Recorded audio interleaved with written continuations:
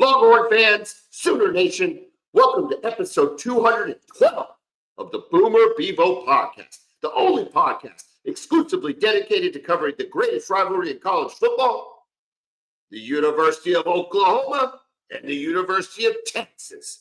I'm here with my man, Kevin Miller. I am John Whitson. Kevin, you have been under the weather. I've been fighting some stuff. We missed our Sunday show. This is going to serve as a combo show, Kevin. We're going to talk a little bit about last week, not a ton, but a little bit about OU Missouri, little Texas Arkansas. But the majority of this is going to be looking forward to, at this point, the most important weekend of games to be played by either of our schools. Number one, Oklahoma looking to play LSU for a chance to get into the college football playoff. Texas, maybe playing for pride, maybe playing for a backdoor to the college football playoff. Either way, they're going to be playing the Texas A&M Aggies, and it doesn't take a lot more than that to get Texas and Texas fan fired up. And then we'll break down the college football playoff and take a look at what it says. Is there anything else you want to hit on, Kevin? No, man, that's it. That's plenty right there. Oklahoma beats Missouri 17-6. I don't know that I remember a world in which I would be so comfortable with a 17-6 win, Kevin.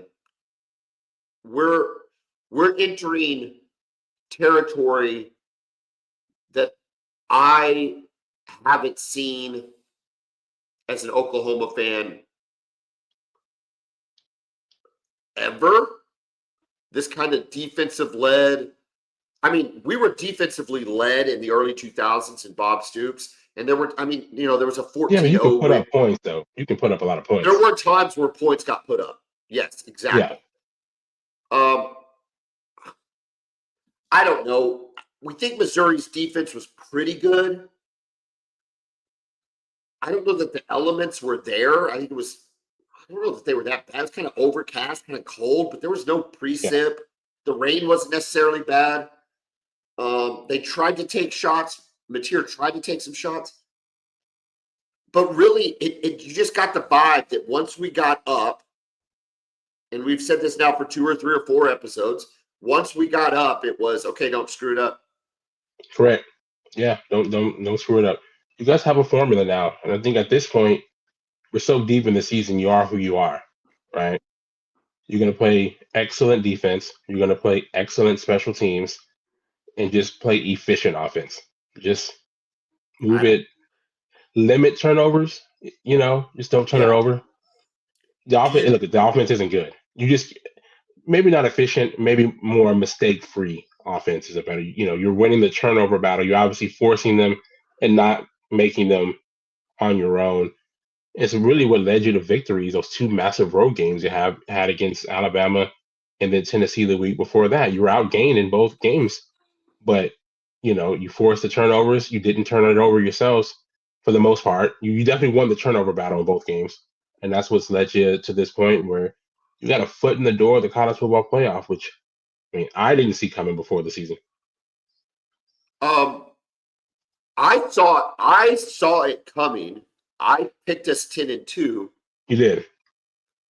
But I expected a more productive offense. I expected I thought if we were to get to 10-2, we would have had to be more productive. I knew our defense was going to be good. I don't know that I thought they were going to be this good, although, I think everybody thought they were going to be pretty good, but I didn't think it was going to be enough.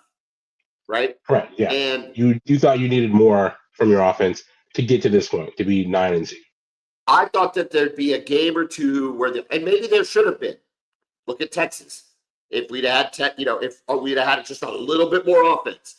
Look at Ole Miss. The offense, the defense, I won't say let us down, but that was the most points we'd had scored on us all year as against Ole Miss. We needed the offense to kind of be in a shootout mode. But those are the 2 losses. I guess my only complaint, to your point, I think it is who we are. And so to bang our head against the wall and expect anything different, I think is borderline silly.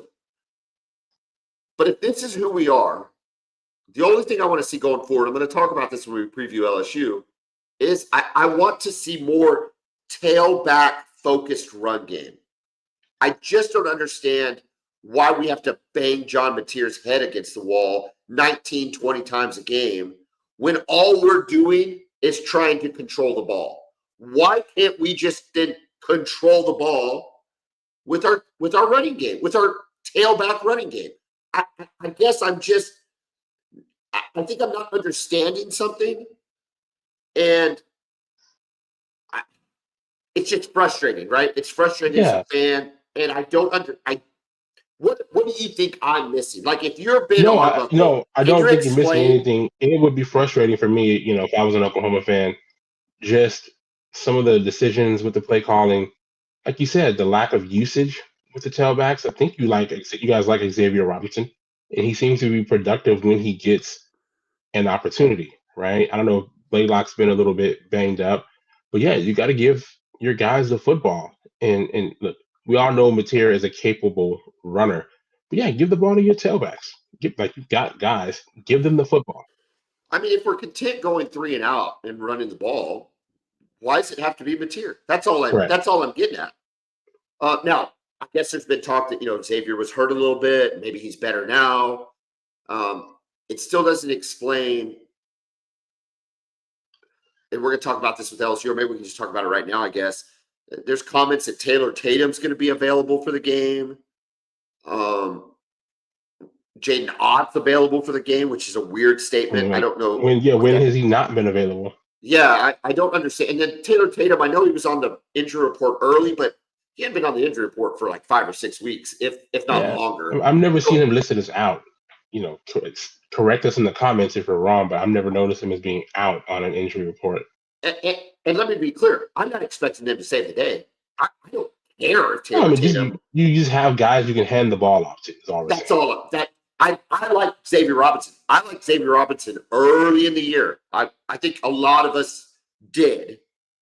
And I think it took time for the offensive staff, because DeMarco, for whatever reason, sometimes makes very weird decisions. I think Ben Arbuckle was able to go, you know what, X is our best running back.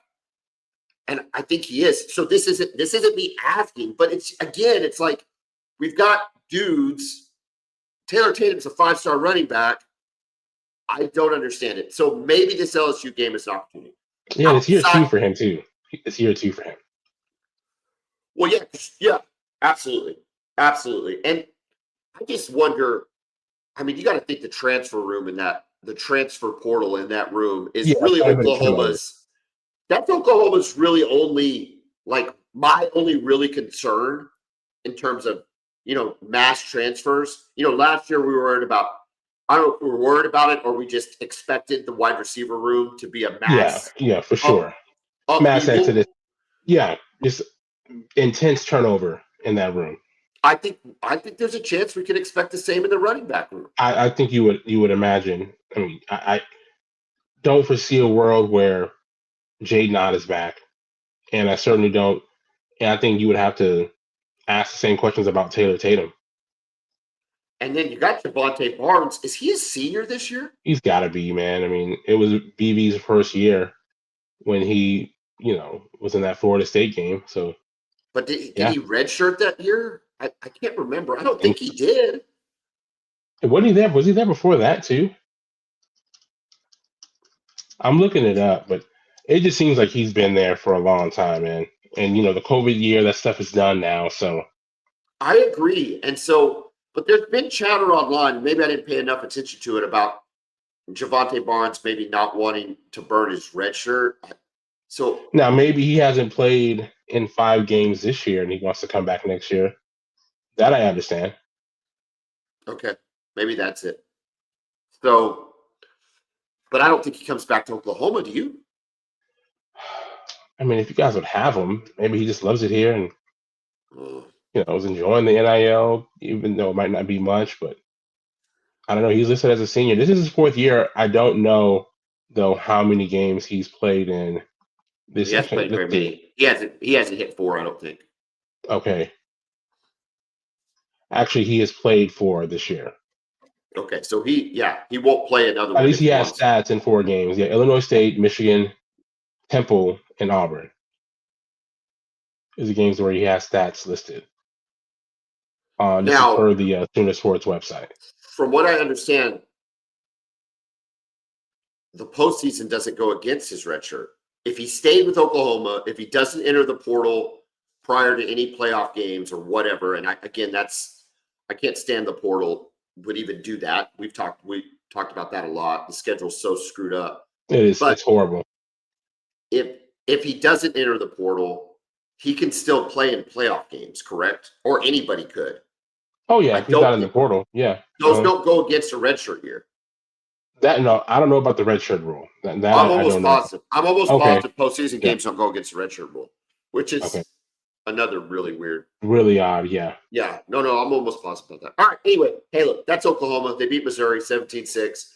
Again, Not your a lot of- formula, That's the formula. excellent defense and excellent special teams. You keep doing it. Your kicker is automatic inside of 60. He might even be automatic from 60 plus. He just hadn't tried it yet. But that Well, dude, maybe not. there is maybe not no with the- concern from Oklahoma fans that he is going to miss a field goal. That's He is correct. lights out. That's correct, but the weather Saturday is no bueno. It's true. I No. would feel pretty good about that with him, though.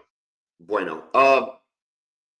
But yes, And you here's get the good only- stuff in the return game too. You blocked 2 field goals essentially. Yeah. God. And real quick, They hated Missouri's kicker, didn't they? they did. It was Missouri, weird, some Jeez. odd decisions from Drinkwitz. I didn't think he was aggressive enough. Like you have 2 timeouts, and you take a field goal. It was Are weird. you trying to win the game? It was so I odd. thought it was there for him. Right, and then you shut down Hardy after the first couple drives. Did he get hurt? By the way, there was a play. Remember the first he got hit and he was down for a while and limped to the sidelines. He never looked right to me after that. I know your defense is great, but They had zero. As a team, they had 0 rushing yards. So yeah, they couldn't do anything. And In the second the half. quarterback Privula coming back from an injury, right? First game back after a dislocated ankle. He wasn't. But to your point, they had chances. Yeah. And they didn't take any of them. They took Mhm. 1 4th down chance, and I thought it should have been a touchdown. It was pretty good play, pretty good throw. Yeah, it was. Look, the only other thing I was going to say is, can we give the ball to Satania? I don't know what else to do offensively. I don't care if it's jet sweeps, Jet into sweeps, rounds, slip screens, slants, whatever it takes. Get the ball in that dude's hands, man. Good things happen with that guy. They just do. He's the most electric guy. He's the most electric guy you got by a wide margin. So yeah, I don't know if he's an NFL type receiver. I don't think so. When I look at him, I don't get like wowed. me neither. But on the he's college just an effective level, college player. Yeah, just get the ball in his hands, man. And again, he's been a really good returner for you guys too. That's been so he's become very, very valuable. Texas hosted Arkansas. Look, I mean, this was an Arch Manning kind of get right game late in the season, right before facing A&M. He looked like you wanted him to look all year. Thought your defense struggled a bit, but we knew that was going to happen against Arkansas. Yeah, Arkansas's offense, man, they're very multiple. They lead the country in explosive plays, the entire country. So no real surprise that they were able to do some things against our defense. Obviously, I've been concerned about them for the last 4 weeks, period. We've given up 30 in 4 straight games, which is interesting ever since the Mississippi State game. I told you that Levy, man, he just unlocked stuff against us. He's done it his whole career. But yeah, Arch Manning, I mean, obviously his best game so far, but I mean, he gets, like I said, he gets overanalyzed, overcriticized. He's been really good, really the second half of the season besides the Kentucky game. That was bad. But I mean, he was great against Mississippi State. He was great against Vanderbilt. He wasn't good against Georgia, though. You wouldn't say he was good against Georgia. He was the best thing we had. He needed help again in that game. Yeah, that's fair. He had a bunch of drops. No running game. So no, I actually thought he was pretty good against Georgia. Nothing else around him was. The running game sucks. It has all year. And, it is what it is at this point. And the receivers, let him down. Multiple drops from Wingo, tight ends dropping passes everywhere. So, but I think he's been really good the second half of the year. And I'm excited to see him on Friday against the Aggies. Any takeaways from the Arkansas game besides the fact that this is kind of what we expected? Shootout. Yeah, no surprise there. I think the defense it was weird, right? So they scored on their first 4 possessions, 20 points. And then I think we forced about 5 or 6 straight punts. And that's when we really pulled away from the end of the second quarter. And then through the third quarter, we kept scoring, they weren't scoring. And then, we pull a lot of our guys. The backup quarterback comes in after Taylor Green makes one of just the worst decisions you'll ever see in a game that was still pretty close. Yeah. I mean, that little flip, I don't know what he was thinking, what he thought he saw, but for him to just flip the ball up like that against. But not to be weird, that's what Arkansas's done all year. year. It is. That's what he's done. That's what he's done all year. He'll critical. wow you, and then he'll wow you with amazing plays, and he'll wow you with just critical unbelievable moments. decisions. Yeah. Yeah, absolutely. I mean, you look at Arkansas's. They're not getting blown out. I'm sure there's they're competitive in every game. They're competitive in every game, but it's like you see 3 or 4 bonehead plays out of Taylor Green, and you're like, bro, just if you. Yeah, why? Like, dude, you've got a lot of talent and a lot of ability. So I mean, it's just been a disaster season for them. Anthony Hill Jr. did not play against Arkansas. He did not play against Arkansas. Does that change anything? Did you notice any weaknesses? Who filled in for him? And I mean, we had Ty Anthony Smith and Leonga Lafau playing linebacker, who we like, but I mean, the first play they hit a 41-yard run. I mean, their first play from scrimmage, and linebacker kind of filling the wrong gap. Basically, I think Anthony Hill probably makes that play. So that's where you really notice that. And again, you're attacking the middle of the defense. That's where Texas has been weak at. And my biggest concern for them, really just under PK period, is that kind of middle of the field, those kind of shallow crossing areas. They just kind of struggled there. And they'd be exposed that back in 2023, with Dylan Gabriel and Drake Soups going across the middle. And they expose that with the tight ends. One of my biggest concerns going into the A&M game is their receivers and their tight ends working that area. So I tell you what, let's just turn the page. Let's go to the A&M game, okay? Because that's what we really want to talk about. Good win though. Good win over Arkansas. Okay, so you're playing A&M. Here's the deal with A&M is we continue to ask the question, are they for real? Their performances indicate that they are for real. They're beating the teams they're supposed to beat by margins they're supposed to beat them. The problem is, right, they have played nobody in the SEC in the top half of the bracket, or the top half of the standings, I should say, and they've played nobody in the SEC with a winning record in conference. Their best win in conference is a now 3-4 Missouri team. And I believe, did Pribula play in that game? No. So he did not. Pribula was injured the week before. I have the hardest time saying that name, by the way. But anyway, it's like, if I'm a Texas fan, I think you've got a chance. I think you've got a very real chance. But I also think, conversely, you got a chance to lose by 14. Correct. Like Marcel Reed. Everything's on the board here. I mean, where's your head at right now? What are you thinking as you get ready to host A&M here on Friday? I am optimistic, right? Because I feel like we have a chance. I feel like our quarterback gives us a chance. I feel like our weapons at receiver give us a chance. I feel like our defense, despite some weird coverage stuff, I think our pass rush, our ability to get after the quarterback gives us a chance to win the game.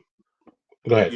You talked about Arch in the back half of the season. Colin Simmons as well in the back half of the season. He's played really, really well.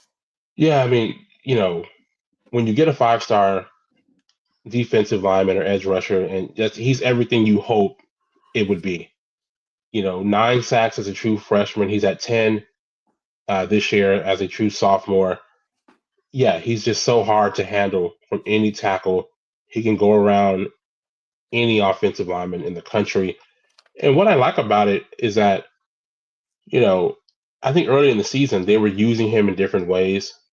Having him drop into coverage, having him play the edge. And what I've seen over the last few weeks is they're just like, you know what, forget the edge, man. Just get around there and collapse the pocket, blow up the mesh point if it's a run, hit the quarterback if it's a pass. We'll use one of our outside linebackers or safeties to hold the edge over there. Just let him loose, and that's when he becomes a true game breaker. Obviously, had that strip sack that was returned for a touchdown in the Arkansas game. Is that easier with some of the quarterbacks you played? Can Marcel Reed expose that a little bit, or is he kind of fit the same mold of the other guys you played? And keep in mind, you've given up 30 points in the last 4 games. We have, yeah. So if that's really a strategy, is it really working? Well, I mean, we are getting pressured. I think if the coverage is going to be iffy, regardless, I think you got to let him loose and affect the quarterback. Yeah. And maybe he can expose it, but we played against some athletic, like he's a different type of athlete. But we've gone against guys who run. Pavia is a runner. Gunnar Stockton, let's not forget, is a runner. He's a great athlete playing quarterback for Georgia. So we've gone up against, and obviously Taylor Green last week is more athletic than all of those guys that we mentioned. Probably even more athletic than Marcel Reed. But with A&M, what I respect about them is that they've won games in different ways.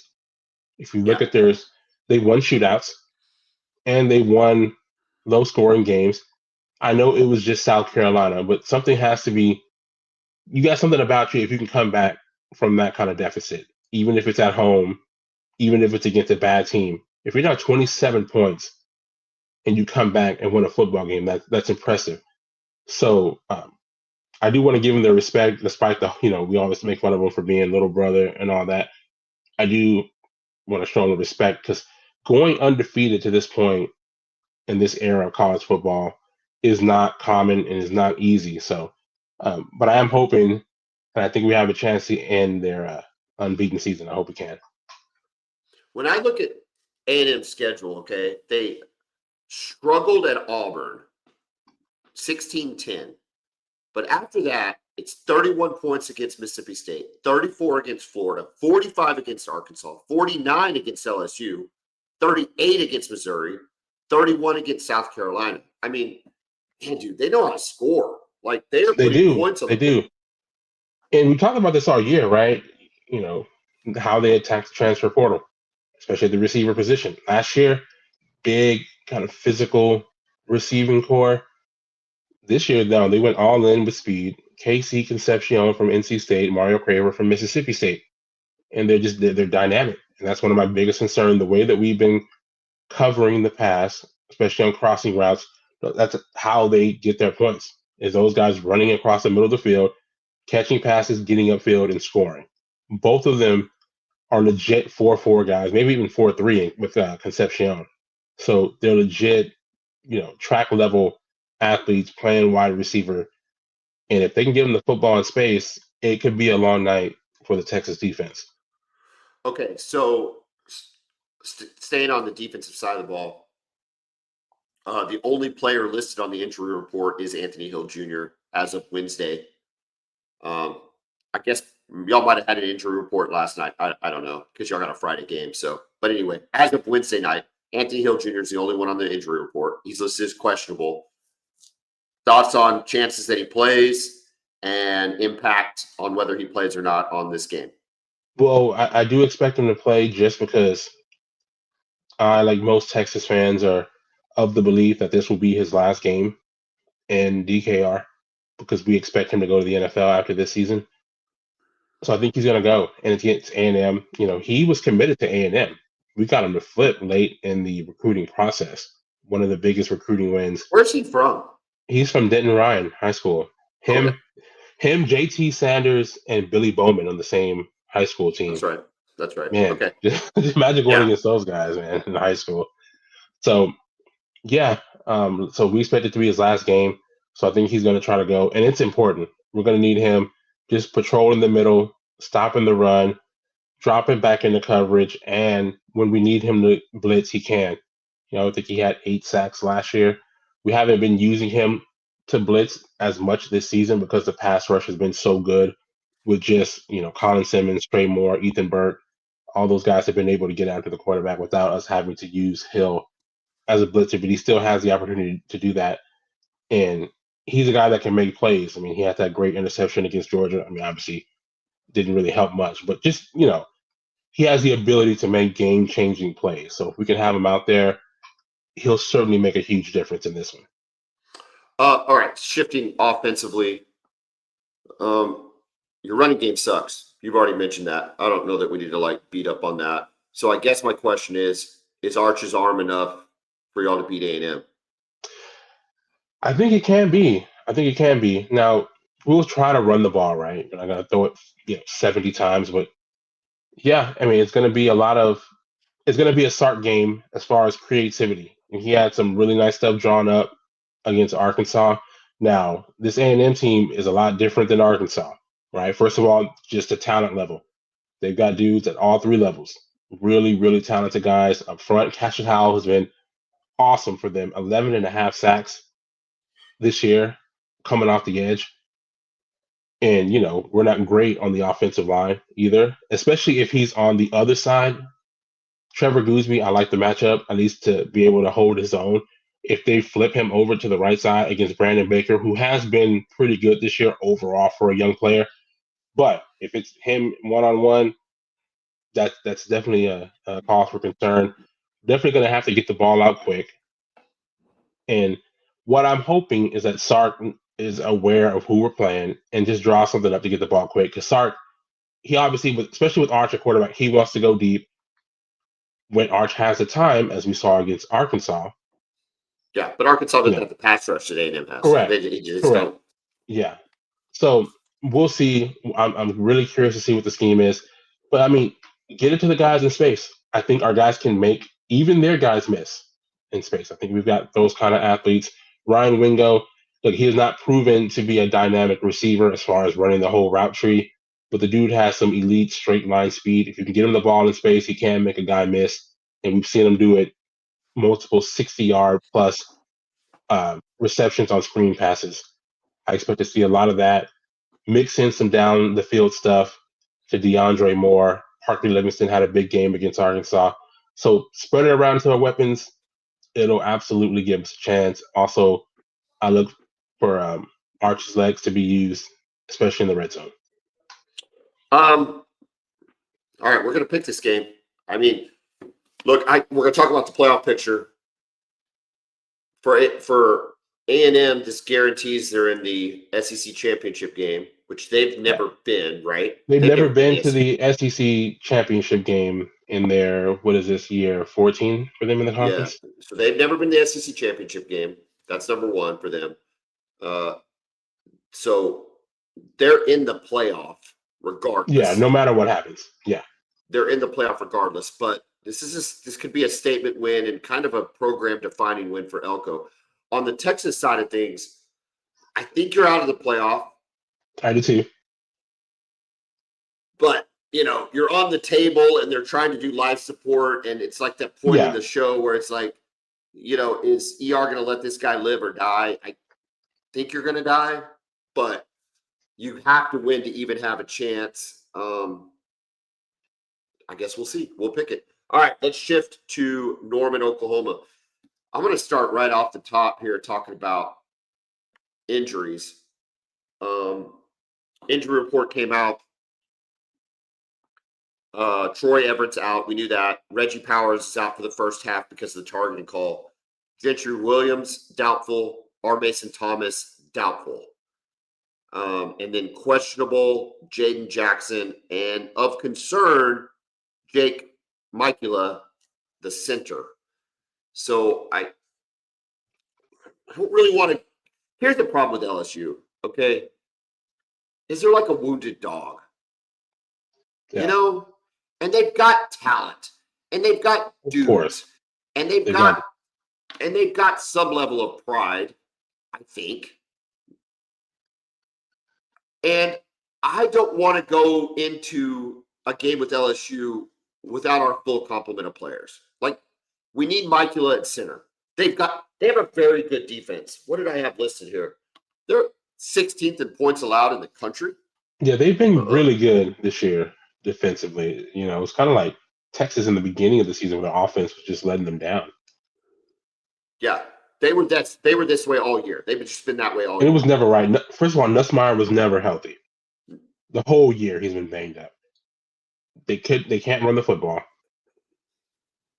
And the passing game has been inconsistent. It's literally why Brian Kelly got fired. Yeah. And the fact that no one likes him too.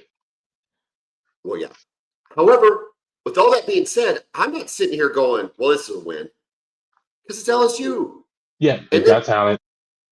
And I look at our offense, which we talked a lot about, and our ability to run the ball and our ability to manage the game. I think we're going to do fine defensively, but you still have to score to win.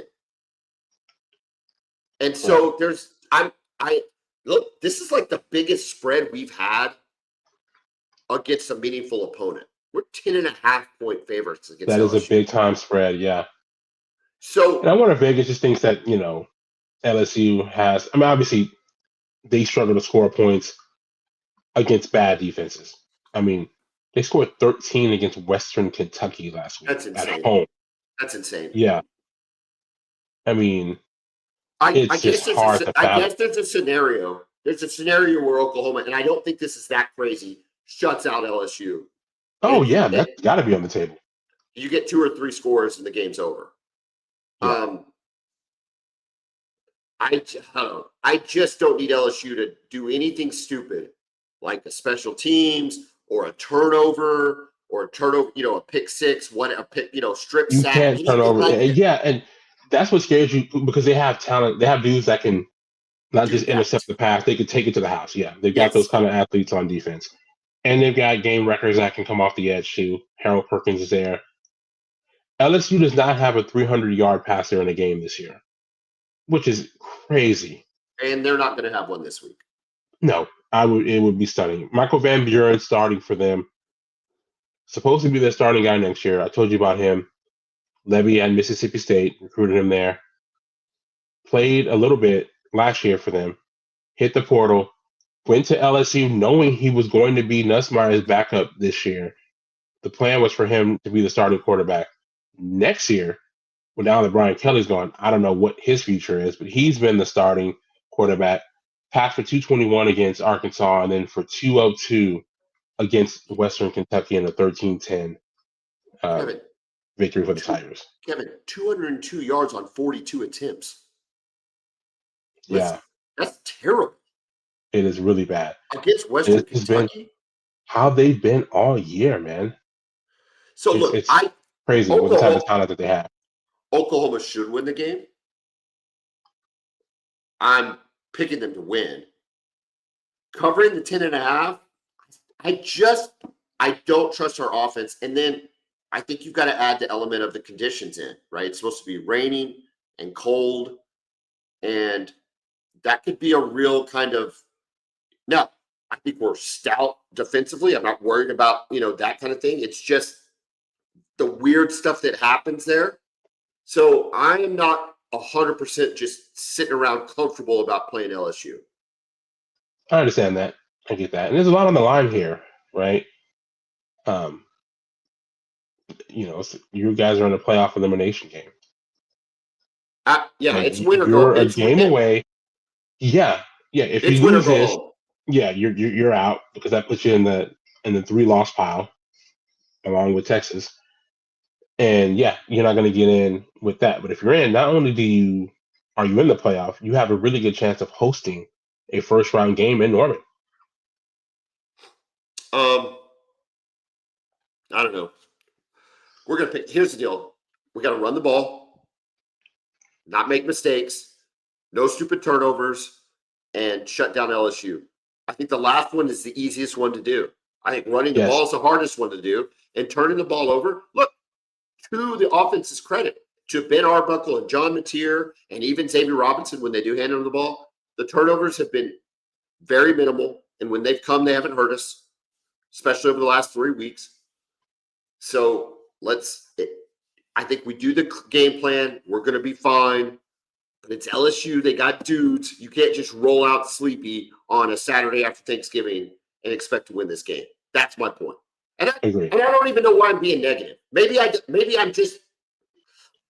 Well, I think so we both nervous. understand that, everybody's writing off LSU because of the season that they've had. But I think, you and I both realize we've seen enough football to know that if you don't come out and play with, passion, intensity, and just put in a good performance, it's a game that you can lose. Well, look at Oklahoma and Alabama last year. Exactly. I don't need LSU to be Oklahoma last year.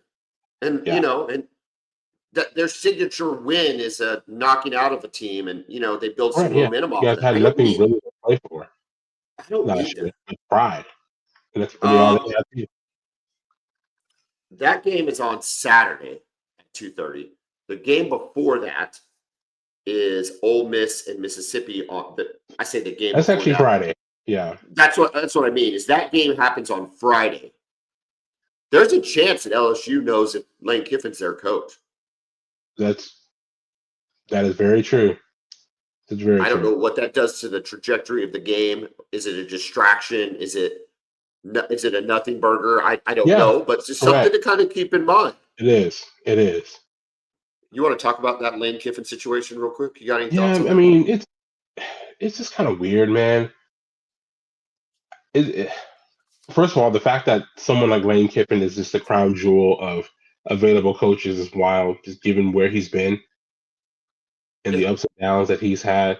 He's never won a conference title. Correct. Yeah. He's never played in a conference championship game. No, and he is a guy that everyone is fighting for. This was not the year to fire your coach, man.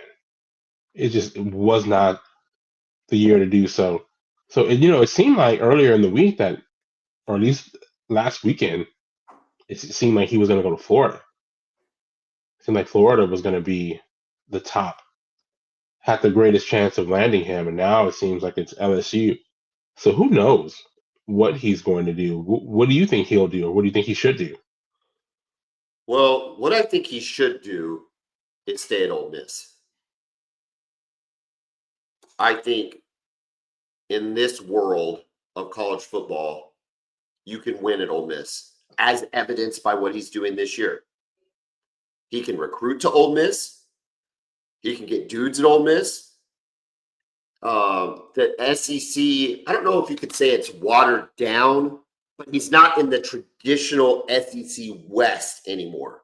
Correct. Where he has to go against Alabama, LSU, A&M, Auburn every single year. That's not the case. He's going to get a lot of those, but he doesn't have to do it every year.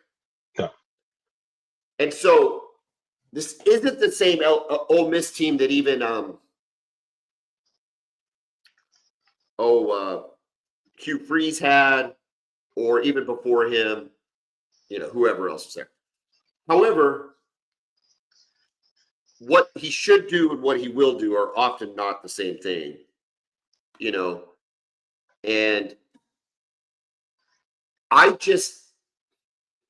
if he leaves Ole Miss before they go to the playoffs, I don't know how you do that with any conscience at all.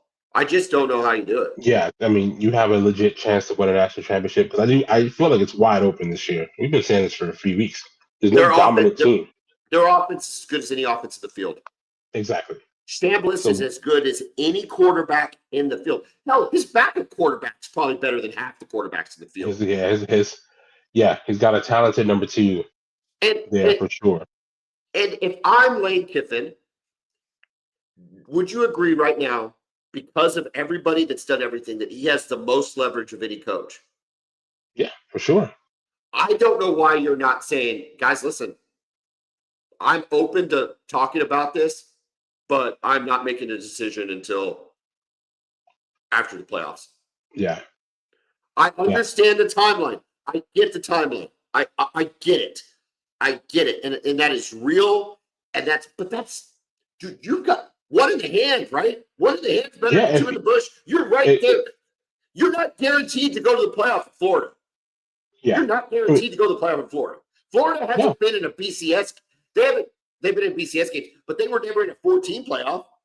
No, and I mean, honestly, when's the last time that even Florida was in a big time game like that? That was 2020 when they played Jaw in the Cotton Bowl? Yeah. We rolled them. You did. Yeah. Dan Mullen. With Kyle Trask. Yeah. I think Kyle Trask played in that game too. He did. But so I just don't. I get it. I understand the logic. And I'm sure there's people like, well, you have to understand that he's got to build his roster. All those things make sense to me. You have a chance to win a national championship. Yeah, and if he announces that he's leaving, and even if he stays a coach, they're going to get blown out in the first round. Oh, there's no way around it, I don't think. Yeah, they're going to get completely blown out, even in Oxford. Who would they host? Who would they host right now? Ole Miss is 7th. They would host, if it stayed the same, if nothing else changed, they'd host number 10 Bama, and Bama would roll them. Correct. Kalen DeBoer would. There's no way Lane Kiffin could let the distractions not enter in that locker room. But exactly. If I'm Ole Miss, I'm telling them to pound sand, right? You're not letting him coach, are you? I don't know, because Ole Miss still wants to win. They still want to. I mean, it's like the best season in their history. Of all the things that are wrong with college football, this could be the icing on the cake of just a complete S show that is college football right now. Yeah. Because when you can even say it's not necessarily Lane's fault that he leaves, I mean, let that even sink in. But you're quitting on a team that has a chance to win a national. I can't get my arms around it. We haven't seen, even with the players, we haven't seen a starting level player leave a playoff team to hit the portal. No. We haven't seen that. No. We haven't seen a player. The closest we saw was like your backup quarterback leaving. Correct. What's his name? That went to play for Duke or whatever. Yeah, Malik Murphy. Same thing with Bo Pribula leaving Penn State to go to Missouri. But again, it's a backup quarterback. We haven't, nor have we seen a starting quarterback or a starting level player say, I'm going to sit out the playoff because I'm getting ready for the NFL draft. Not one. Yeah. But a coach could potentially do that. Potentially, yeah. It's a mess, man. It just is. They've got to fix it. They got to fix the transfer window. I guess it has to do with lining up for classes, and they don't care about that. Like, let's stop pretending that we care about these kids and their education. We don't. Yeah. And we certainly don't care about the formatting of classes. These guys are missing classes to go play games. You've got kids in Berkeley, California, traveling all the way to Tallahassee, Florida. Yeah, to Miami, Florida to play in volleyball games. Yeah. Taking regular flights, not charter planes either. So let's not pretend. Gone for 2 nights to play a volleyball game. Yeah. Yes. 100%. So let's not pretend that we care about them missing classes or the start of the spring semester. Let's not kid ourselves here. So we got to fix this thing. And they can all be on. If you have to make it work, you just go online classes. They're going to have to take online classes, get caught up. But what are we doing? We can make that part work. The timing is bad, right? I mean, when schools who are in the playoff and their season ends this weekend, all those schools are going to attack the transfer portal. Whereas schools like Oklahoma this year and all the other playoff teams are going to be prepping for a playoff game. And I know you have Jim Nagy to help with that now, but not everybody has that infrastructure set up right now. Yeah. And even if you do, the head coach still wants to be involved. He still would like to meet guys. You know, guys are going to be taking visits on campuses. And you don't have, your head coach can't focus fully on that when he's prepping a team for a playoff game. Same thing happened with Texas last year. We can't attack the portal because we're game planning for Clemson. at Yeah, this time last year. So Kevin, the whole thing was a disaster. It's a disaster. All right. But here's the question. Does he beat Mississippi State? They're only a 7.5-point favorite, and they're going on the road. Distraction surrounding the team. Mississippi State, also another one of these wounded dogs that has been so close in so many games. Is there a chance? Now, There's a chance. I've got us picking this game, so you don't have to pick it right now. But is there a chance Mississippi State wins? Yes, I mean, there's a big-time distraction going on with that program. There's no way that there isn't. Players are going to be thinking about, hey, is our coach going to be gone? What am I going to be doing? Am I going to stay? Is he going to want me to go with him wherever he goes? What are my options now?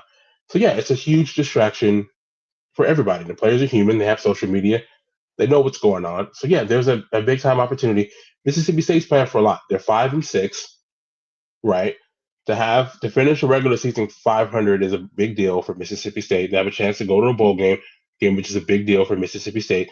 And we all know what Levy can cook up offensively, and I'm sure he's going to have something big time lined up for Ole Miss this week. So I'm looking forward to watching that game Friday morning. It's going to be a lot of fun. Oh, by the way, great weekend, right? And this is one of the best college football weekends. It really is. Yeah, it really is. And the fact that we have the Texas A&M game back to go along with this, we're going to get to the other games. But yeah, just a great slew of games all weekend long. Utah's at Kansas. Kansas is 10.5. What's interesting about it is I put this together. A lot of home dogs, which I find interesting this time of year. Games are typically tighter this time of year. There's the teams have, whether it's because of injuries or whatever, teams kind of come back to the pack a little bit, the really good ones. So just something to the road dogs, I think, are something to keep. The home dogs are something to keep an eye on. Utah KU, 10.5-point favorite. Georgia Tech. Georgia Tech, 13.5-point home dog. Now, this game is being played in Mercedes-Benz. Maybe that's not as big a deal. Georgia Tech's a good football team. Georgia Tech is a good football team. It is that game. I think they're trying to make that permanent. They're trying to make that game permanently in Mercedes-Benz. Get rid of the home and home because. But yeah, look, Georgia Tech was really in line for the college football playoff, and them losing to Pitt last week was absolutely catastrophic for them. And they were getting blown out in that game. They fought back, made it close, got within the score, and then Georgia Tech's defense has been really bad this year. And I think that's the real reason for this big-time point spread. We know they're going to play hard. Haynes King is one of the toughest quarterbacks we've seen in college football over the past few years. But the difference in talent and Georgia Tech's defense, Georgia has a good offense this year with Gunnar Stockton, is why that, the spread is 13.5. Indiana, Purdue 28.5-point home dog. Arizona at ASU. ASU, a 1.5-point home dog. Arizona's been playing really good down the stretch. This game isn't necessarily going to impact the playoff, but could give Tech some strength of schedule for a bad loss situation if ASU wins. Could hurt them negatively if ASU loses. Just some small little nuances to keep track of in terms of who might get that home first round bye, home field advantage in the first round type situation. Yeah, and still sorting out the Big 12. For the title game, Arizona State 6-2 in conference. Arizona at 5-3. So yeah, and it's rivalry weekend. Should be fun. I believe this game is at in Arizona. Yeah, I'm sorry. In Tempe. It's ASU in Tempe, right? Yeah. Yep. Yeah, it should be a fun game. I'm looking forward to this one as well. All right, Saturday morning. They call it the game. Maybe the second best rivalry in college football. I don't know. I don't care. However, it is Ohio State, and they are going to Michigan. Michigan, not a bad football team this year. Only one loss to the Big Ten, one other loss to 8th-ranked Oklahoma. They are 9.5-point home dogs. You see the trend here, Kevin. 9.5-point home dogs coming off a 5-game winning streak against Ohio State. Ryan Day has no idea how to get his mind right when it comes to this game. This, again, will not affect Ohio State getting into the playoff. They will still get into the playoff, which is interesting because their schedule is not killer. They did beat Texas, but not a killer schedule. Penn State obviously wasn't any good and some other teams, but that's okay. They're going to get in because they're Ohio State, and maybe they probably should. Does Michigan have a chance to make 6 in a row? Absolutely. Look, every year it's the same story with these two programs, right? Ohio State has more talent. Every year. They have better players, pretty much top to bottom, right? Yep. But it's all up here with this one, especially last year. I mean, that was the epitome of that. There's no reason why Ohio State shouldn't beat Michigan by at least 2 scores, right? If we're just looking at the players on the field and the coaching too, right? All due respect to Sherrod Moore, I think Ryan Day just. I agree, but Sherrod Moore's gotten a lot out of this team this year. Yeah, I agree. No, I agree, and I don't think he's a bad coach at all. I think I think the jury might still be out a little bit. I don't know what Michigan fans. Would you have picked?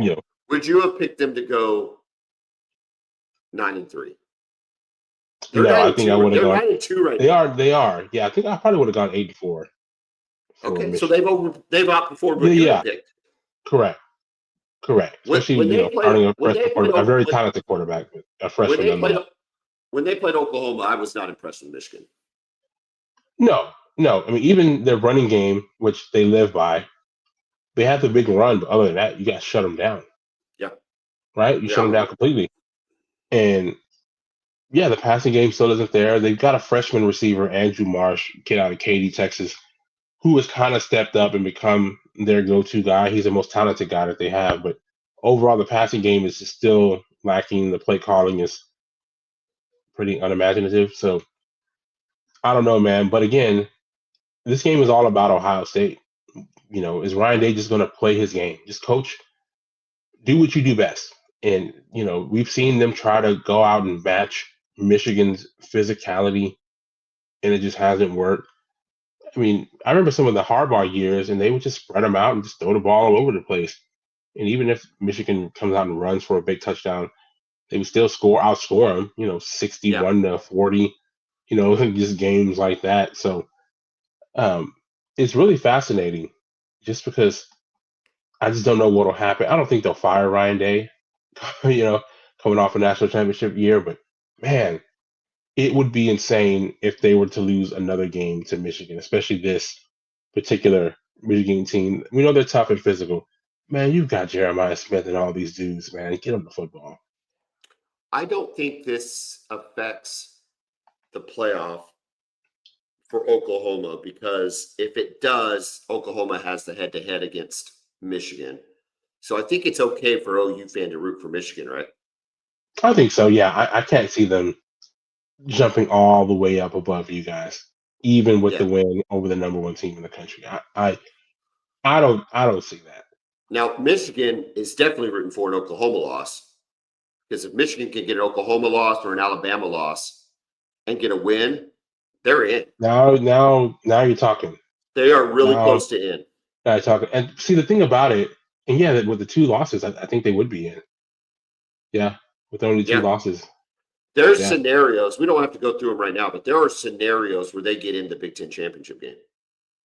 Wow. How about, can you imagine that? Yeah, hold on. I'll just give you one real quick because I had it pulled up. Scenario. Okay, let's do this. Scenario 5. This is one. If Purdue defeats Indiana, Michigan defeats Ohio State, Oregon defeats Washington. They've got to go tiebreaker 1, tiebreaker 2, tiebreaker 3. Now they go tiebreaker 4. Even then, they proceed to a 3-way tiebreaker between OSU, Michigan, Indiana. I mean, it's nuts. Both of them involve Purdue having to defeat Indiana, though. I don't think Michigan can get in if Purdue doesn't defeat Indiana. And that would be the most unlikely outcome of the season. Yeah, I don't think that's going to happen. All right. Texas Tech plays WVU. WVU, 23.5-point home dog. All right, Miami-Pittsburgh. We're probably picking this game. I think we should. 6.5-point home dog. I've been saying it all episode now, it seems like. This is a great spot for Pittsburgh.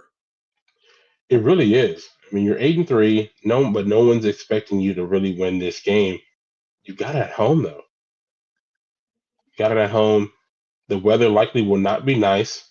I'm going to Google the weather up. Keep talking. And I don't know, man. Miami going into bad weather places this late in the season with pressure on them. Things have lined up for them, though, right? It looks like they were completely out of it in the ACC standings. Now, all of a sudden, they've got a chance to really do something at the end of the season. So I'm really curious to see how they are mentally. And are they up for the moment? A high of 34. That sounds horrible for Miami. Doesn't look like any precip, but a high of 34. That's cold. That sounds horrible for them. I'll tell you what is crazy about them is that they have virtually no chance. All right. I'm just going to go. Here's the only way they get in to the ACC championship game. All right. And I'm going to read this as fast as I can because it's a lot. Miami gets in with a win at UVA loss plus Duke loss plus SMU win, or win plus SMU loss plus Duke loss plus UVA loss plus NCSU win, or SMU loss plus Duke loss plus UVA loss plus UNC win plus Syracuse win, or SMU loss plus Duke loss plus UVA loss plus UNC win plus BC win, finish higher than GT and SMU in Sports Source Analytics rankings, or Kevin, it keeps going. Okay, start with that. Read that first one off one more time.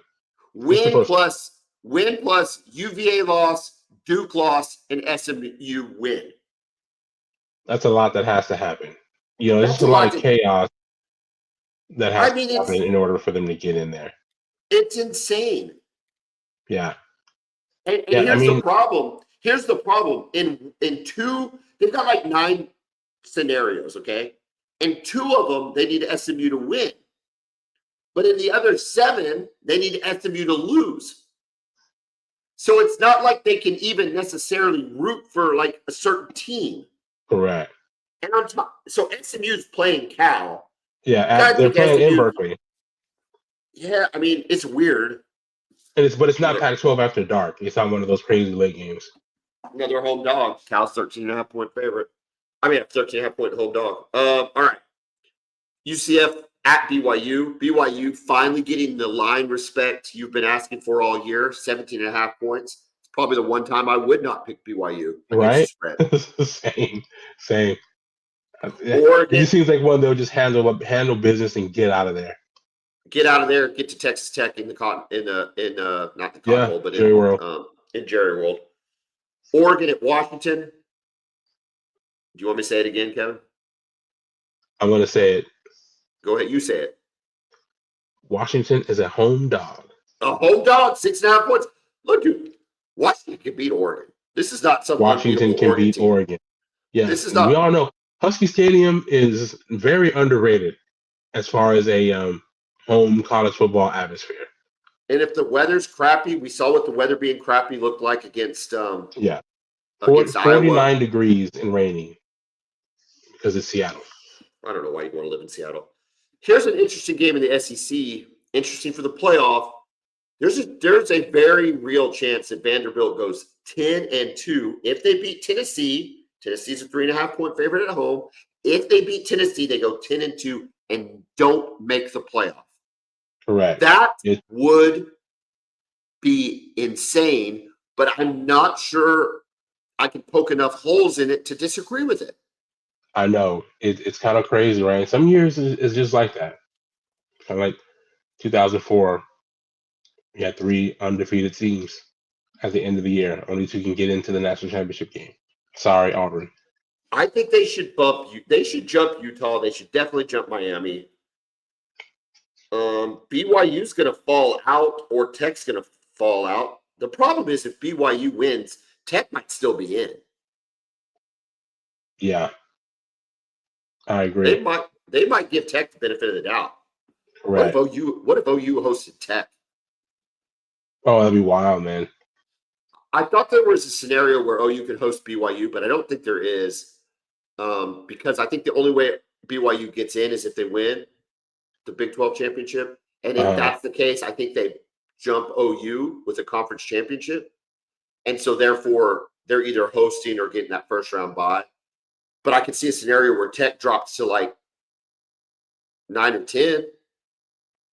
Yeah. And Oklahoma's hosting Tech. That would be pretty crazy. Yeah. Okay, where were we? Vanderbilt and Tennessee, though, man. This is a huge game for Vanderbilt. First of all, I think it's their first. What's on the line for them is their first 10-win season in I don't know how long, maybe even ever. So that's a huge deal. A chance to beat Tennessee, which clearly does not come easy for them. It's almost, this might be worse. I don't know what the history is record wise, but you would have to think it's similar to the Oklahoma State level of rivalry, just between the history of Tennessee and the non-history of Vanderbilt football. Also, Diego Pavia. Go ahead.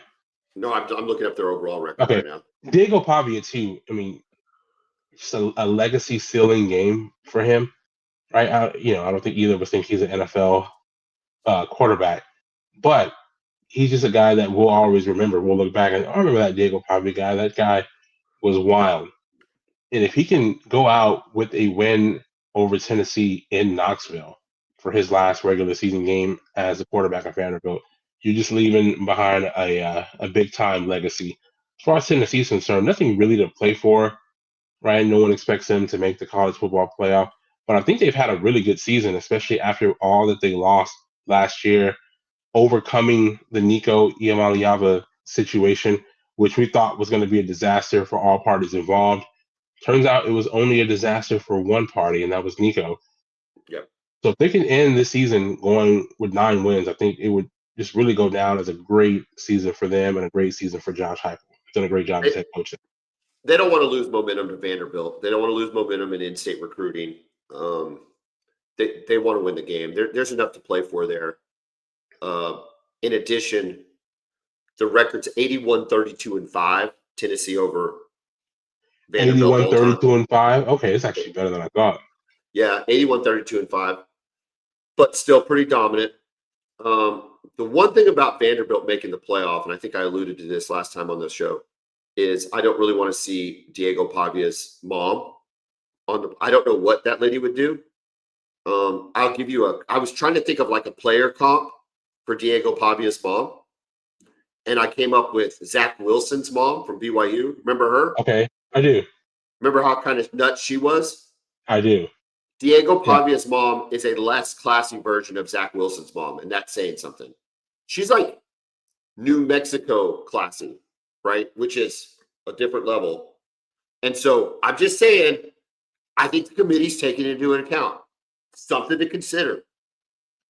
Even if they don't make the playoff, if you go 10-2 at Vanderbilt, also I'm hearing that if Clark Lee, whose name for whatever reason is not being mentioned in the coaching search, which I don't understand why, if you've got Vanderbilt to potentially winning 10 games, only SEC. James Franklin has gotten close to that. I think he got him to 8 or 9. If you can win 10 games at Vanderbilt in the SEC, your name should be mentioned for every job that's out there. Penn State, Florida, all of them. But I'm not hearing his name at all. But I'm hearing that if Clark Lee does stay, they got a chance to flip the number 1 quarterback in the country for class of 26, kid who's committed to Georgia. Here's the deal, right? And this is what I'm talking about with Lane Kiffin and Ole Miss. The rules are changing. Okay? The rules are changing. Now, I think you got to be in the SEC still, maybe in the top half of the Big Ten to have a chance. But if you're in the SEC, if you're in the inner circle and you're getting all the SEC money and all the ESPN money and all that stuff, you can be competitive. Ole Miss, not a traditional power in the SEC. Vanderbilt, not a traditional power in the SEC. Oklahoma, now not a traditional power. You can say that, a traditional power, but not in the SEC. Correct. And so Missouri's been very, very competitive. Yeah. my point is, if you're Clark Lee, and now you can pay players, you can do NIL, you can build out of the portal. All of a sudden, Nashville looks like a pretty fun place to go to college. That's what I'm saying. There are worse places to go to college than Right? downtown Nashville. Does that make sense? You see what I Yes. mean, though? Yeah, And so, correct. like, if And the kid is from Nashville. But if I'm Clark Lee, do I really think going to Ole Miss is some win over Vanderbilt? I don't think so. Not for him. No. Not when you have it rolling. I would think the jump for a Clark Lee, if I'm Clark Lee, would only be for 2, maybe 3 schools in the SEC: Georgia, Bama, OU, maybe Texas, like those blue bloods. Like, I don't think you're jumping for Tennessee from Vanderbilt. I don't think so. I mean, maybe it is Tennessee, but I think you would have 10 years ago, but I don't think you would now. Yeah, especially he's got something going there. It's not just Pavi. I mean, Pavi has been the face, and good for them, good for him. But overall, he's not Johnny Football. You know, correct. He's not. Yeah, he's just a tough, gritty guy who's just kind of fun to watch and to root for or against. But yeah, if they can get the number 1 quarterback in the country, think about it. The path to the field is much easier at Vanderbilt because Diego Pavi is leaving. If he goes to Georgia, Gunnar Stockton's still going to be there. And they've got all these other guys who are 4 and 5 stars who are backing him up. So it's a great opportunity if he were to go to Vanderbilt. And you would think if you can get a guy like that, you can recruit other guys who just want to come and play with that dude. Do you think Clark Lee has just put out the word that he's not for hire? You think that's what's going on? Maybe. Which I think is, I don't think that's smart. Even if you're planning on staying, because I mean, then you can work that into a raise. No, I hear you loud and clear. I just outside of that, I haven't heard a peep about his name. Yeah, I think you might like it there. Who knows? We'll see. He's building something really good. Virginia Tech and Virginia. Virginia's trying to stay alive. I think I'm pretty sure if they win, they're in the ACC. Which is wild, right? I mean, who would have thought Virginia playing for the ACC championship this year? And shout out to Tony Elliott. I didn't think it was ultimately going to work with him there, just because Virginia's just kind of a weird job, right? Yes. You question the upside of the program, but man, he's got something going there. Good for him. Iron Bowl, Alabama at Auburn. Okay, if you're ranking the rivalry games, Kevin, OU and Texas is number 1. No doubt. Probably not close. Is it always Michigan and Ohio State, or does it change depending on how important the game is compared to Alabama Auburn? And which other rivalry game am I missing? That's a really good question because, and Auburn is always, second, little brother, whatever you want to call him, to Alabama. But man, when they had Gus Malzahn as their coach, no one's beat Nick Saban. I think he beat Saban 3 times, which is wild, man. Three victories over Saban is insane. I don't know, man. This game needs to be played at Allegiant. Remember the Cam Newton game where they were down like 21-3? Yeah. And then Cam Newton just brought them back. 24. Yeah. Was it 24-3? Correct. Yeah. Might have been 24-0 even. That was such a crazy game. And it was. You just thought, well, this is it. How does this happen? Thank goodness. And it didn't matter. Yeah. I mean, what he did that year at Auburn is just. Is it the best season we've ever seen in college football? When you look at the fact. No, I don't. No, I tend to like Joe Burrow in 2019 still. Okay. He was good. Here's the difference, though. Look who he's throwing the ball to. He's throwing to arguably the guys who are the 2 best receivers in the NFL right now. Not one other player on that offense played in the NFL for Auburn. Not one other player at They didn't any have position. they didn't have a receiver. It was Nick Farley on that team. Was that Nick Yeah, Nick Farley? Fairley was the only other guy on defense, but I mean, nobody else on the offense, not one player played a down in the NFL. I'll come back. Let's come back. I'll think about Okay, that. but as far as the rivalries go, I mean, it's always fun. Do you remember how they used to play at Legion Field in Birmingham? Do you remember that? Yes. They would play it there. I think it used to be there every year back in the day, and then every few years they seem to play there sometimes. But it's great. But Ohio State, Michigan, I think it has more national appeal, where Auburn, Alabama is really just for the South. That's how I look at it. Now, I Yeah. always watched it just because I love college football, but Ohio State, Michigan is just more. It's more of a national game. I think everybody, like the ratings are going to be higher every year for Ohio State, Michigan over Auburn, Alabama, even if Auburn is really good and both teams are really good. The greatest walk-off play ever, the field goal return for a touchdown in 2013. Yeah, the kick six. Yeah, no, I don't Based even know on- what a close second is. I don't think there is one. As far as meaningful games too, I do because there's not so have much on the line that game. I did not have a rooting dog in that fight, right? I mean, I didn't care. It's just kind of like what you said. You just want to see a really good game. And I'm jumping up and down when he's running I was that ball going down the nuts sideline. too. It was so good. There's nothing better than seeing Nick Saban get beat. All right. UCLA, USC. USC's a 21.5-point home favorite coming off a loss to Oregon. Look, they are who we thought they were. They're always going to be who we think they are. They're going to be an 8-4, 9-3 team. Maybe get to 10-2. Although with their defense, I just don't know that they will. As long as Notre Dame's on the schedule. Also with them too, really the biggest play was they allowed a punt return for like 85-yard punt return for a touchdown.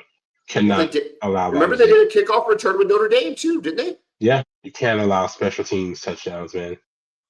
I mean, but that's what Lincoln Riley does. Yeah, it's a lack of attention to details. Yeah. With managing the team because you're consumed with the offense. Yeah. I just it's whatever. That's all I want to spend on him. Charlotte at Tulane. Tulane playing to stay in there. Should take care of business. 30.5-point favorite. SMU at Cal. We talked about that. And then I think everybody in college football is rooting for Stanford. Notre Dame plays Stanford. Stanford is a 31.5 home dog. The problem is Jim Harbaugh is not coaching this Stanford team, and I don't think they have a chance. And I think Notre Dame is going to be in the playoff.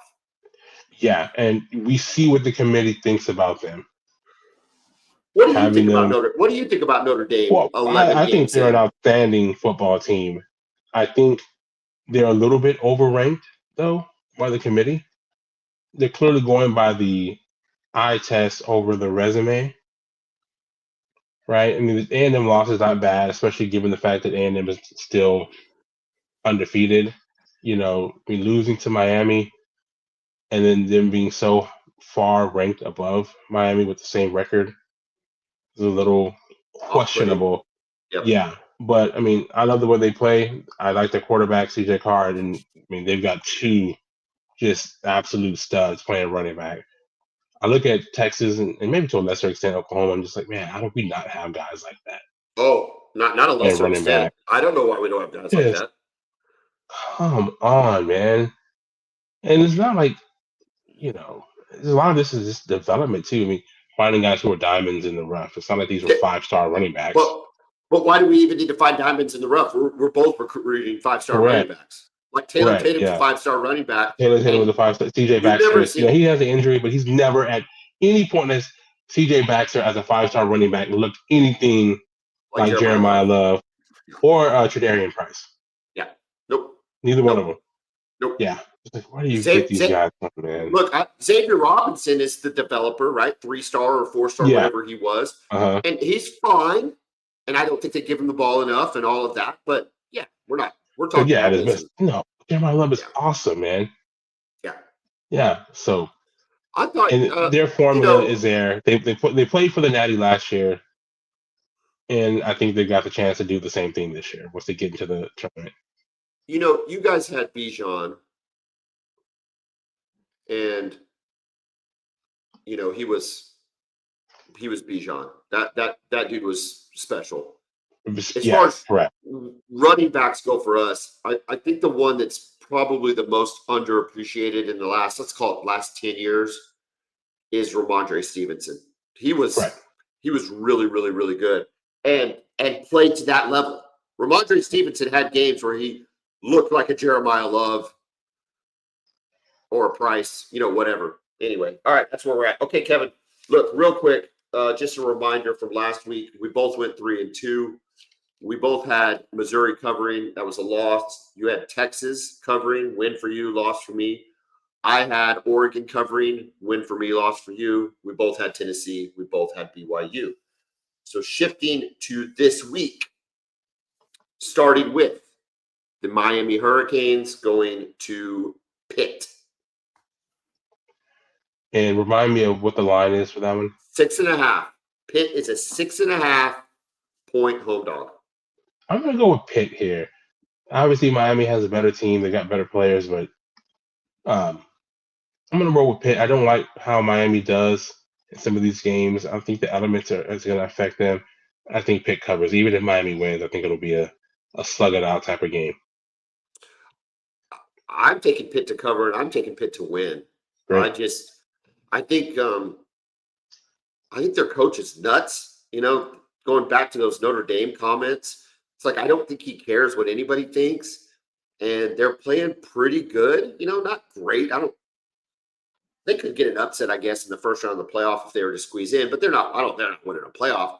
But I think they can get up for one game against Miami. I think they can beat Miami, and Miami is proven to be very susceptible. Correct. The Egg Bowl, Ole Miss and Mississippi State. The line this is Friday morning. The line is 7.5. I'm really conflicted with this game. I think Ole Miss is clearly the better team. Playoff bound, really, really good. But there's so many distractions. All that to be said, I've liked Trinidad Chambliss all year. I'm going to like him in this game. Ole Miss covers the 7.5. I'm actually going to agree with you here. Despite the distractions, I think it's because of that kid, Chambliss. I think he can do so many things with the ball in his hands as a passer and as a runner. I think he's going to kind of put the team on his back despite all distraction. This is a guy who was playing Division II football. So what does he care if Lane Kiffin's not going to be there next year? Hell of a story. It's a great story. So, yeah, I think he's just going to go wild and say, hey, jump on my back and I'll lead us to victory against a fired up Mississippi State team and a great environment with the Cowbells.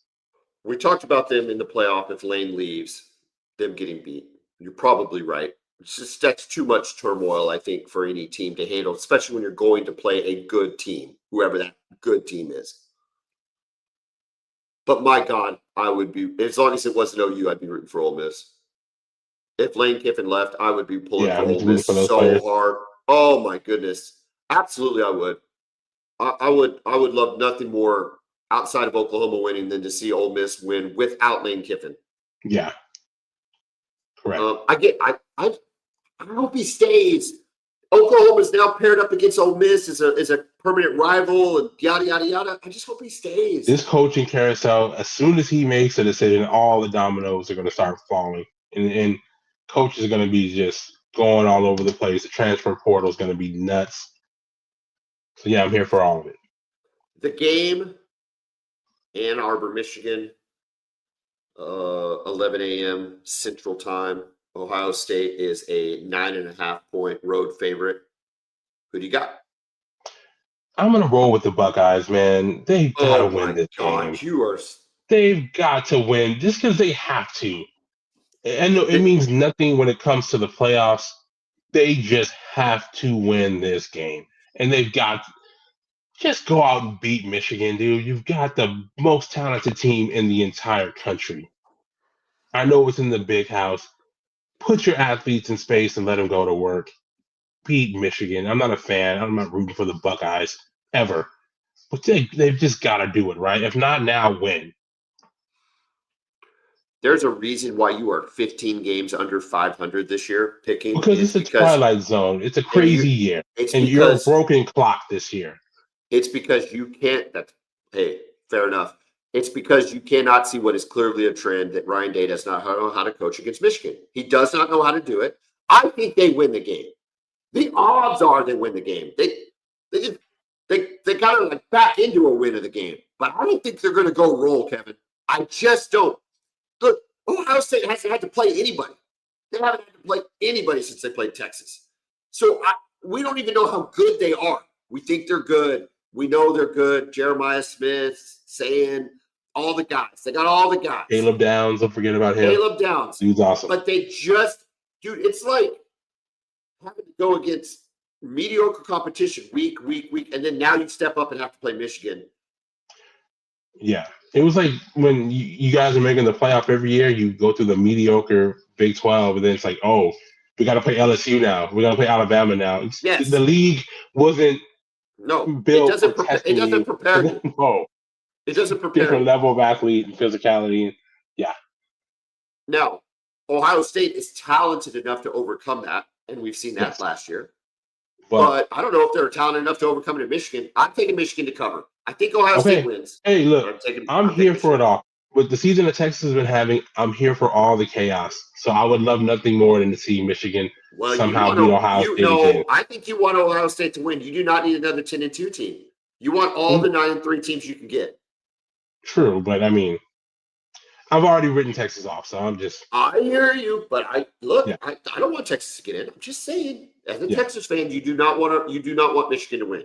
You want 9-3. You want OU to lose, Michigan to lose, Vanderbilt to lose, especially because you have. My thing is this, and I obviously will be rooting for all that, but I think I'm at the point to where we didn't handle our business in games that we needed to, Florida especially. So I'm not going to be stressing about what everybody else is doing. I hope we beat A&M, which we'll pick this in a second, and then I'm just going to watch college football and just watch for entertainment purposes. All right, I'm picking it right now. I think A&M covers the 1.5.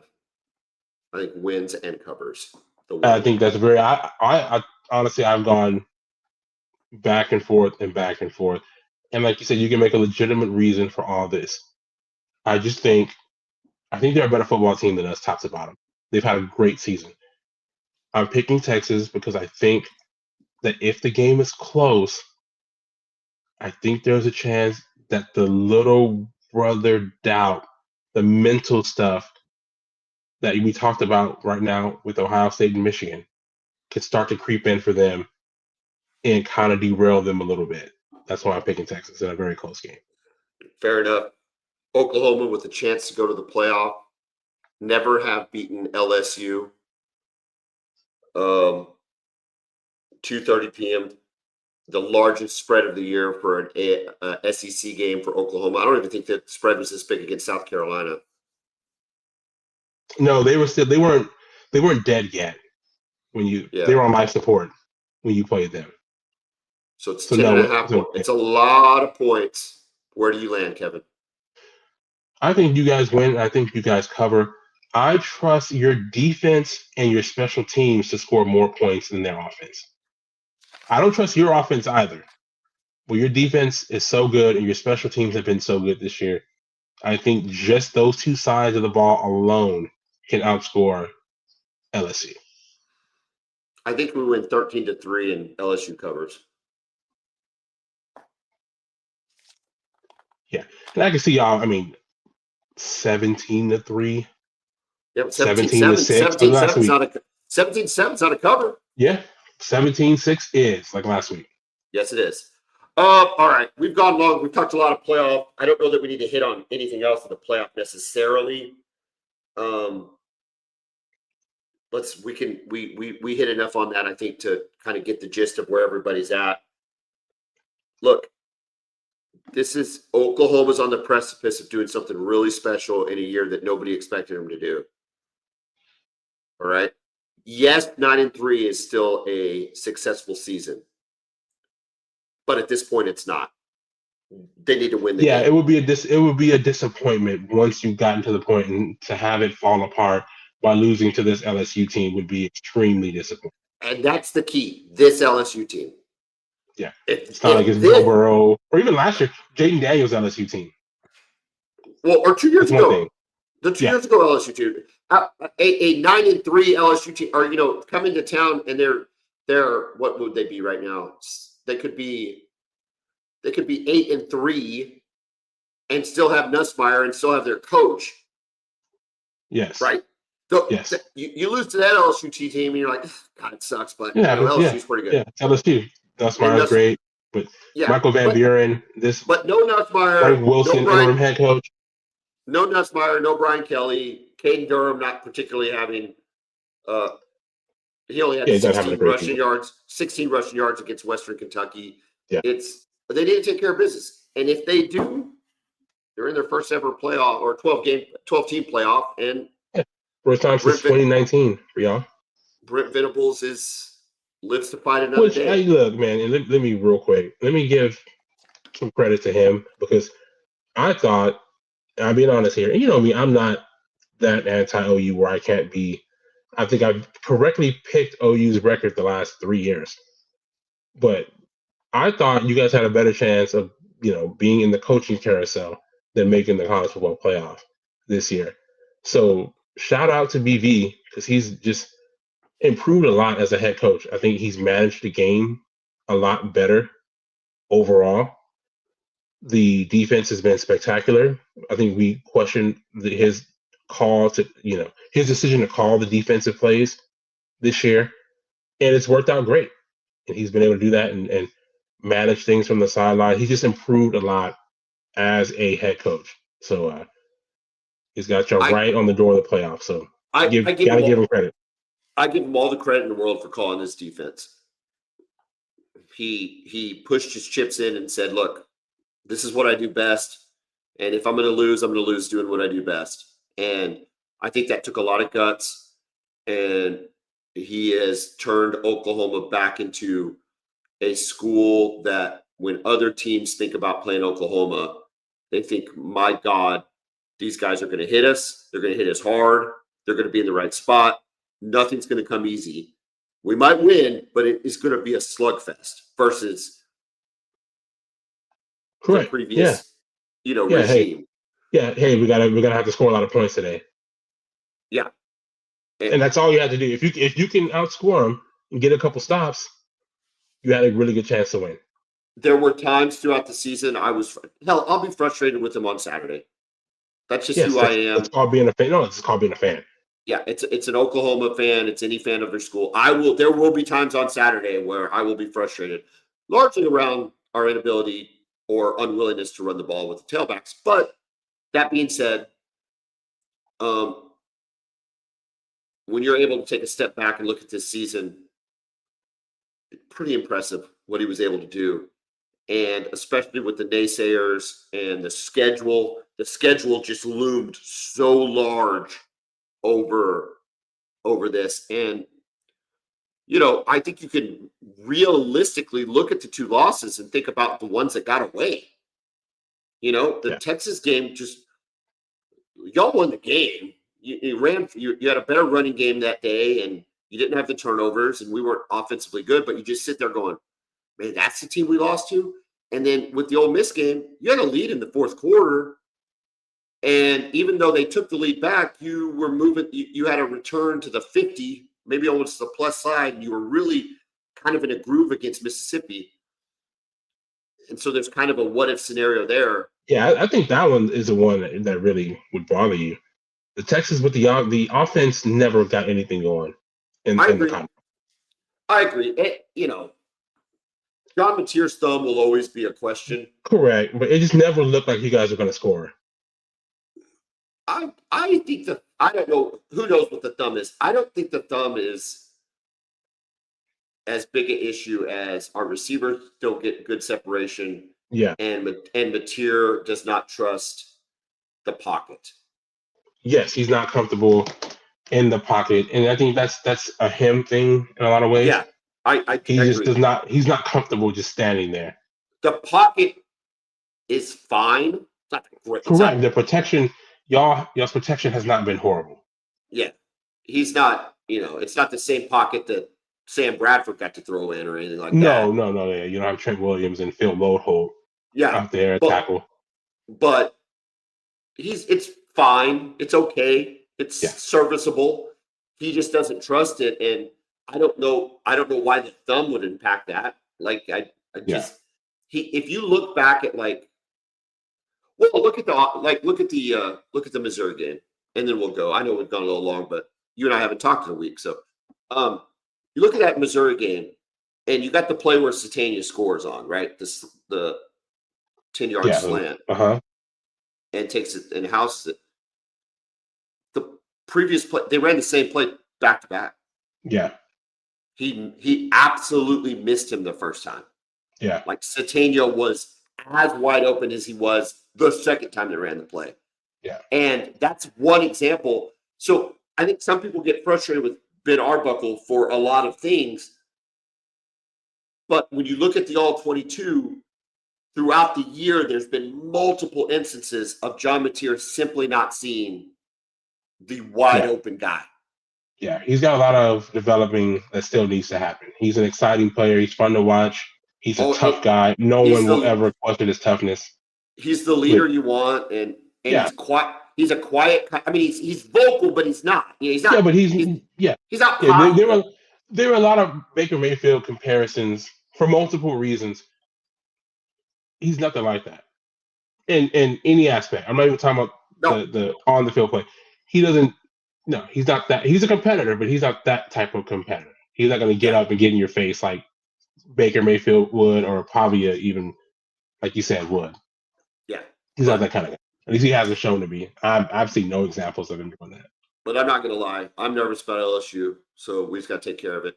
There's a lot on the line here. So, and with Texas, real quick, as far as the playoff, I don't expect us to get in. I don't think we deserve to get in.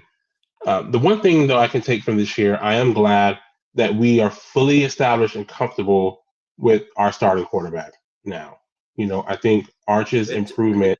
It took you half a season, though. It did. Yeah, and it happens, right? You have young or inexperienced quarterback. I don't care how long you're there. I don't care how much you practice. Live reps in the SEC is different. Our season's derailed because of what we didn't do in the offseason with the offensive line, and particularly the running back room, right? Going into the year thinking that what we had was good enough. That's why we're not likely going to the college football playoff. So what I want to see is hopefully beat Texas A&M, see where we land, and just attack the portal and make sure what happened this year doesn't happen again. Because I don't feel like Sark is any lesser of a coach than I did before the season started, right? I still feel like he has a chance to do something very special at Texas, gone to the playoff twice, won 2 playoff games last year.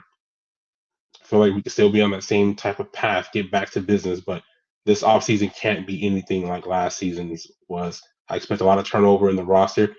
I do expect a little bit of turnover with the coaching staff as well. Kevin, Thanksgiving's tomorrow. We'll have some pro football. Cowboys and Kansas City Chiefs. That's going to be awesome. Yeah, it's going to be a lot of fun. Cowboys offense is fun to watch. Cowboys offense is fun to watch. CD Lamb's got to catch the ball. I think we can agree on that. Okay. Is he becoming a diva? Is he becoming a little bit unlikable? Yes. I know you always going to root for him. Yes. But no. Right? He's switching up a little bit with his personality as a teammate and stuff. He is going through the life cycle of a highly paid receiver right now. Yeah. He's going through the life cycle of a highly paid receiver. They can't help themselves, man. They can't help themselves. It's just what happens. I don't know what the psychology is that they've got to convince themselves that they've got, and it's interesting, right? Because you look at some of the best of all time, like Jerry Rice and even Randy Moss. Randy Moss, for all his perceived brashness, you would never said diva. I never said diva. No, he was never calling out teammates and calling out his quarterback and pointing to which way the ball should have come to him. So you think about those guys, and it's like, well, that doesn't have to be the formula, but for whatever reason, over the last 20 years, it has been the formula. Yeah. But I think about that game. I mean, Dak hit you in the hands, bro, in the end zone. Like I don't know. The ball went through you. Yeah. And you're telling him to throw it. Yeah, You're throw it to telling the me, pylon. Like, bro, it was on the money. yeah, It just literally went right through your arms. I don't know what, if I'm Dak, I'm like, what? Yeah, correct. And You he don't, was under a lot of pressure too. It's not like he was just sitting in the pocket to make no, that throw. no. But all you can hope for. Although Pickens on the other side, though, my God, dude, where the hell's he come from? He's just playing The fantastic talent's football. always been there. Since what Jeez. my biggest question with him is, can he keep his head on straight? Because he is a guy who can go out and make those crazy circus catches, and then the next play he's fighting a teammate, or not a teammate, but he's fighting against the corner, Yeah. literally fighting on the field. Remember him getting ejected against a Georgia Tech? Do you remember that at Yeah, UGA? He's absolutely. literally fighting the guy in the end zone. Yeah. Yeah, no, he's nuts. Again, these guys, they're psychotic. I see a scenario where Dallas takes a lead and Kansas City comes back and makes it really close, if not breaking the hearts of Cowboy fans for like Yeah, well, what they're seems desperate. like. The Chiefs are desperate. Well, the Cowboys should be desperate, bro. They should be, yeah. I guess But they're the Cowboys. we all expected the Chiefs to, and we still expect them. I think a lot of people do, to be in the Super Bowl. I mean, they were on the brink of going 5-6 last week. That's a big win over Indianapolis. Correct. To come back and win it in overtime. So I think they're going to be equally desperate here. And I mean, it's Thanksgiving in Dallas. They're going to want to show out too. So yeah, it should be fun. Just remind the folks you brined a turkey. Yeah, man. Every year. Yeah. Now what does that entail when you brine it? What are we doing? Is this kind of like a wet rub? What's going on? No, you're submerging it in a liquid solution that it's water, salt, sugar, some aromatics, some orange peel, lemon peel. You boil it all together, let it cool off. I've got this thing called a brine bucket. You put the turkeys in there, pour the brine once it's cold over the turkey, fully submerged. It's soaking in the salt, some of that seasoning, For how making long? it very tender. I like to do up to 48 hours. I've done it up to 72 hours. A 48-hour brine session. Okay. That's right. So and then you just bake it or you fry it? I actually do it on the smoker. Oh. Yeah. So in addition to brining, you're then going to go low and slow on the smoker. So what time will it get on? Correct. It doesn't take very long. It takes about 3 hours. So I'm going to start around 7:30 or so. Okay. Yeah, it only takes about 2 or 3 hours. The Winston household's taking a little bit of a shortcut on the turkey situation. Now everything else will be scratch made, including pies. Alice didn't let me buy any store-bought pies or anything. Alice is scratch making pies? That's awesome. Oh, yeah, no, she can scratch make a pie. They do everything gluten-free. Oh, yeah, that makes sense. Yeah. But you can't hardly gluten-free has come such a long way in like the last 5 or 6 years. It's kind of like with the sugar-free and talks about Coke Zero, just things like that. I literally can't tell a difference when they do it. But so, they'll have, I don't like pecan pie, but they'll have pecan pie. We'll have some pumpkin pie. Got a black chocolate pecan pie. It's really good. It's a good pie. Yeah. As far as the turkey goes, we're going to go see our good friends, our home away from home. We're going to go see Ed at the Chicken Shack up in Arcadia. Tomorrow at 11:45, I am picking up a roasted turkey. And we did this last year for Christmas, and it was fantastic. And so we said, why are we messing with this turkey situation when we have a professional? Now, yours sounds amazing. I can see why you're messing with it. But like we're literally talking about, I just throw it in the oven and turn it, what? No. We're going to let Ed cook this thing. I think it's a roasted, deep fried combo. It is going to be really, he's got some skills when it comes to that, the whole roasted chicken thing. He does a good job. Kevin, have a great Thanksgiving. Tell your family and kids happy Thanksgiving, and we will talk hopefully after Oklahoma clinches a spot in the college football playoff. Boomer! Okay.